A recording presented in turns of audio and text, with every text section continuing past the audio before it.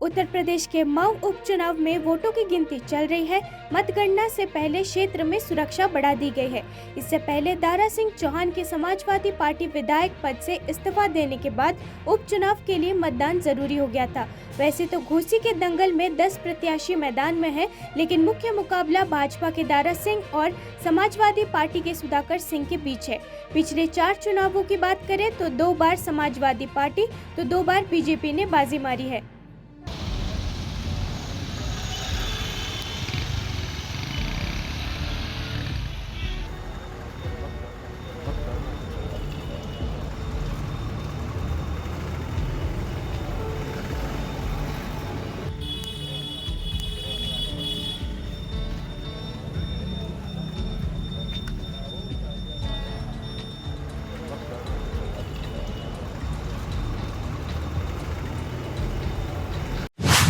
मुंबई के कोल्हापुर के कुरेशी नगर में एक झुग्गी बस्ती में शुक्रवार तड़के भीषण आग लग गई। अब तक किसी के हताहत होने या घायल होने की सूचना नहीं है। अधिकारियों के अनुसार इलाके के स्थानीय लोगों ने आग देखी। आग को देख आसपास के लोगों ने दमकल को सूचना दी। आग की लपेटें देख इलाके में भगदड़ मच गई। सूचना के बाद दमकल की गाड़ियां मौके पर पहुंची और आग बुझाने का काम शुरू किया। उन्होंने कहा, अभी तक किसी के हताहत होने की कोई खबर नहीं है। आग लगने का सही कारण अभी तक नहीं पता चला है।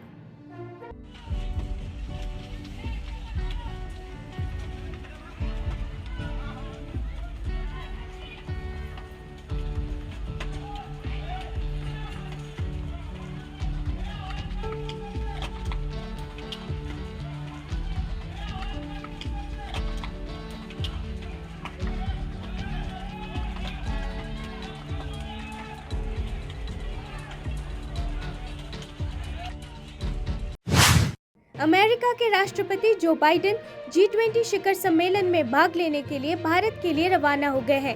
संयुक्त राज्य अमेरिका के राष्ट्रपति जो बाइडेन ने शुक्रवार को कहा कि वे दुनिया के कई महत्वपूर्ण मुद्दों पर अन्य G20 नेताओं के साथ चर्चा करने के लिए भारत जा रहे हैं। अपना आधिकारिक ट्विटर अकाउंट पर जो बाइडेन ने कहा कि हर बार जब G20 होता है तो ये बेहतर होता है।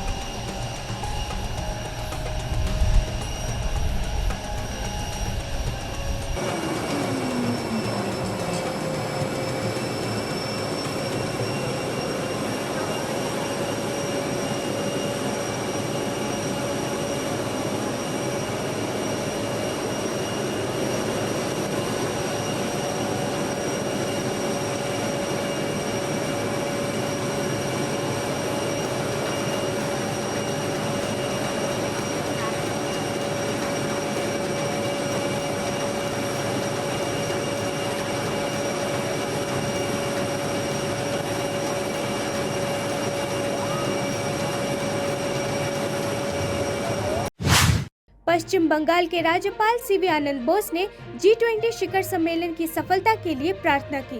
उन्होंने कोलकाता के बाबू घाट पहुंचकर पूजा अर्चना की।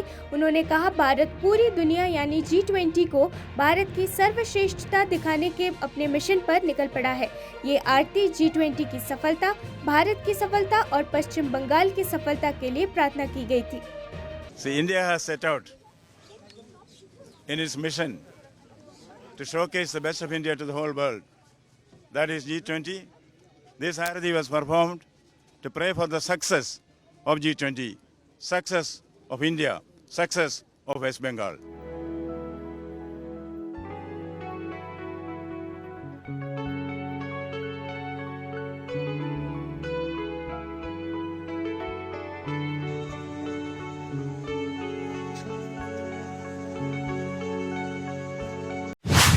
केंद्रीय गृह मंत्री अमित शाह ने कृष्ण जन्माष्टमी के अवसर पर दिल्ली के इस्कॉन मंदिर में जाकर पूजा अर्चना की। इस दौरान सुरक्षा व्यवस्था चाक चौबंद रही। सभी दर्शनार्थियों को प्रसाद दिया गया। सुबह 4:30 बजे से लेकर रात्रि 9 बजे तक भगवान श्री कृष्ण का दर्शन और आशीर्वाद प्राप्त करने के लिए भक्तों की भीड़ लगी रही। मंदिर के भव्य सजावट और श्रृंगार ने भक्तों का मन मोह लिया। गृह मंत्री अमित शाह के अलावा केंद्रीय पर्यावरण राज्य मंत्री अश्विनी कुमार चौबे, केंद्रीय विदेश राज्य मंत्री मीनाक्षी लेखी और अन्य विशिष्ट अतिथियों ने राधा कृष्ण के दर्शन किए।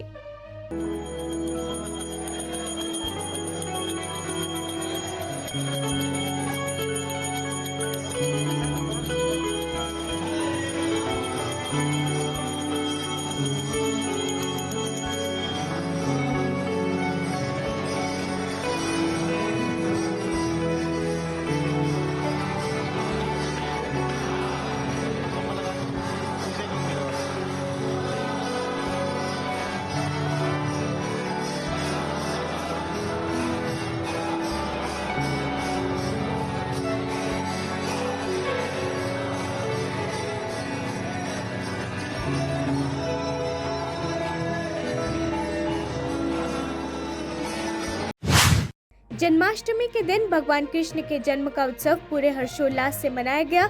श्रद्धालु इस दिन व्रत रखते हैं और भगवान कृष्ण के जन्म की कथा सुनते हैं।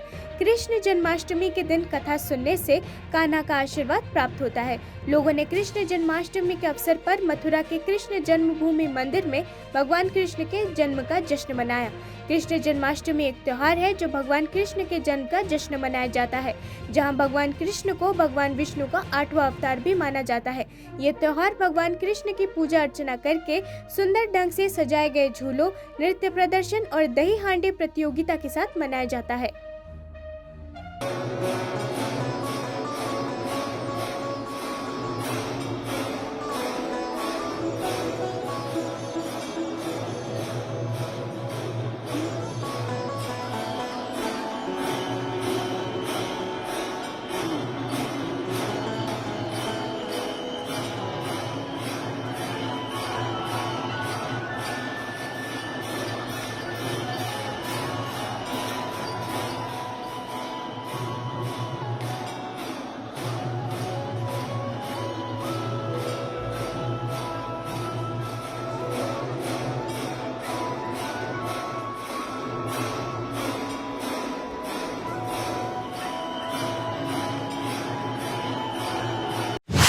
G20 समिट में शामिल होने के लिए दुनिया भर के नेताओं का भारत आने का कार्यक्रम भले ही गुरुवार से शुरू हो गया हो, लेकिन अधिकतर देशों के राष्ट्रीय अध्यक्ष 8 सितंबर यानी आज भारत पहुंचेंगे।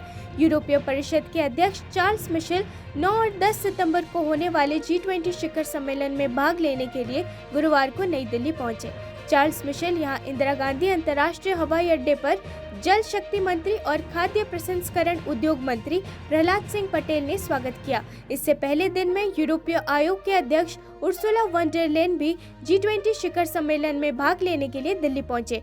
वाणिज्य और उद्योग मंत्रालय में राज्य मंत्री अनुप्रिया सिंह पटेल ने उनका स्वागत किया।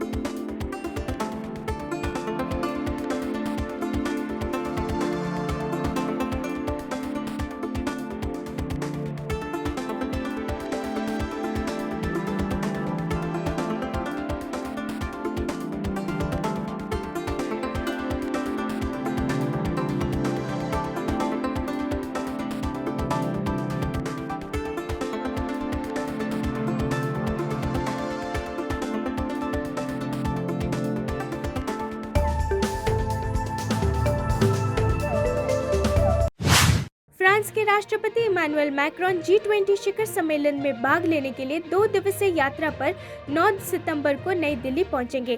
आधिकारिक सूत्रों ने ये जानकारी दी। भारत की अध्यक्षता में G20 शिखर सम्मेलन 9 से 10 सितंबर के बीच होने वाला है। सूत्रों ने आगे कहा कि मैक्रोन और प्रधानमंत्री नरेंद्र मोदी 10 सितंबर को G20 शिखर सम्मेलन के अंत में दोपहर के भोजन पर द्विपक्षीय बैठक करेंगे। दोनों की मुलाकात जुलाई में बैस्टिल डे परेड में शामिल होने के लिए मोदी की फ्रांस यात्रा के दौरान हुई थी। भारत में फ्रांसीसी दूतावास के अनुसार अपने यात्रा के दौरान मैक्रोन अन्य विश्व नेताओं के साथ द्विपक्षीय बैठक करेंगे। विशेष रूप से आने वाले ब्राजीलियन और इंडोनेशियन समकक्षों लुइस इमानुएल लुला दा सिल्वा और जोको विडोडो और सऊदी अरब के क्राउन प्रिंस मोहम्मद बिन सलमान के साथ। भारत से रवाना होने से पहले मैक्रोन दूतावास में एक प्रेस कॉन्फ्रेंस आयोजित कर सकते हैं। वो रविवार दोपहर बांग्लादेश के लिए प्रस्थान करेंगे।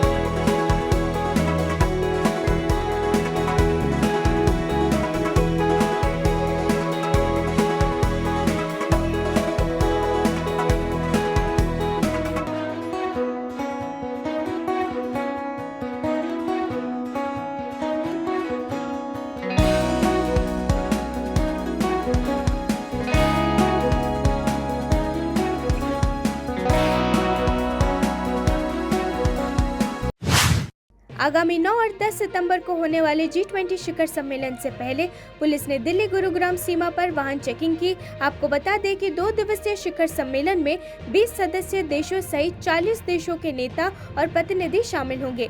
G20 समिट के मद्देनजर राजधानी दिल्ली और हरियाणा को जोड़ने वाले टिकरी बॉर्डर पर रात 12 बजे से शुक्रवार सुबह अब तक करीब 2000 से ज्यादा वाहनों को दिल्ली के अंदर एंट्री करने से रोका जा चुका है। दिल्ली के बॉर्डर पर 10 सितंबर रात 12 बजे तक भारी वाहनों को एंट्री पर पाबंदी रहेगी। दिल्ली बॉर्डर से महज आवश्यक सामग्री के वाहनों को ही जांच के बाद दिल्ली में एंट्री करने की अनुमति दी जा रही है। इसके अलावा सभी भारी वाहनों को बहादुरगढ़ के सेक्टर 9 से यू टर्न दिलवाया जा रहा है। केंद्रीय सड़क परिवहन एवं राजमार्ग मंत्री नितिन गडकरी ने बृहस्पतिवार को कहा कि बेंगलुरु चेन्नई एक्सप्रेस राजमार्ग इस साल के अंत या जनवरी 2024 तक शुरू हो जाएगा और ये दोनों महानगरों के बीच यात्रा समय को घटाकर सिर्फ 2 घंटे करने में महत्वपूर्ण साबित होगा।